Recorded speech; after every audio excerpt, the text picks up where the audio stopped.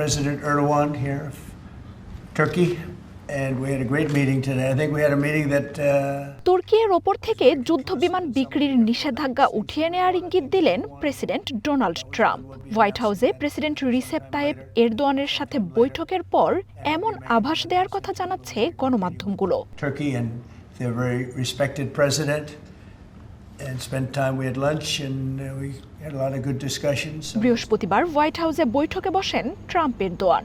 2019 সালের পর হোয়াইট হাউসে তুর্কির প্রেসিডেন্টের প্রথম সফর এটি। ট্রাম্প এরদোয়ানের বৈঠক চলে 2 ঘন্টা। হোয়াইট হাউসের বৈঠকে এরদোয়ানকে অত্যন্ত সম্মানিত নেতা বলে অভিহিত করেন ট্রাম্প। বলেন, হোয়াইট হাউসে এরদোয়ানকে পাওয়ায় তিনি সম্মানিত। এরদোয়ানকে তিনি পছন্দ করেন বলেও উল্লেখ করেন আমেরিকার প্রেসিডেন্ট। আমেরিকা ও তুর্কি উভয়ই নেটোর সদস্য। তবে 2019 সালে আরেক মিত্র রাশিয়ার কাছ থেকে S-400 প্রতিরক্ষা ব্যবস্থা কেনেন এরদোয়ান। এর জেরে দেশটিতে আমেরিকার F-35 যুদ্ধবিমান বিক্রিতে নিষেধাজ্ঞা দেয় ওয়াশিংটন। বৃহস্পতিবার 2 নেতার বৈঠক ঘিরে এই নিষেধাজ্ঞাই ছিল আলোচনার কেন্দ্রে।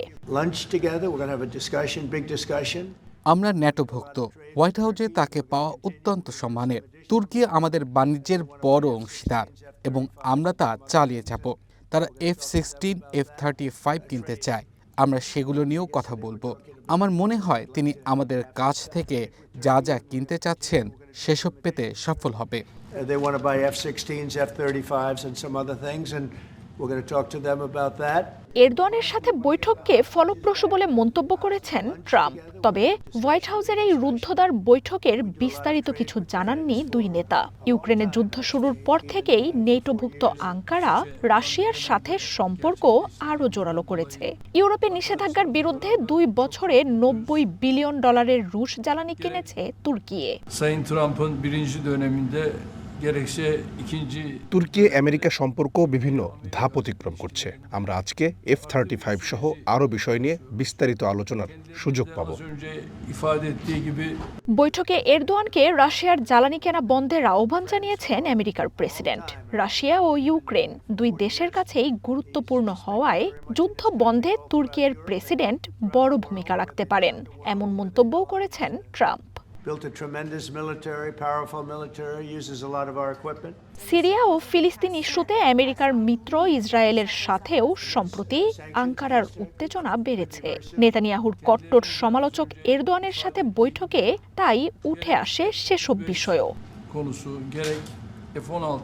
আসাদ সরকারের পতনের পর সিরিয়ায় এরদোয়ানের ভূমিকার প্রশংসা করেন ট্রাম্প।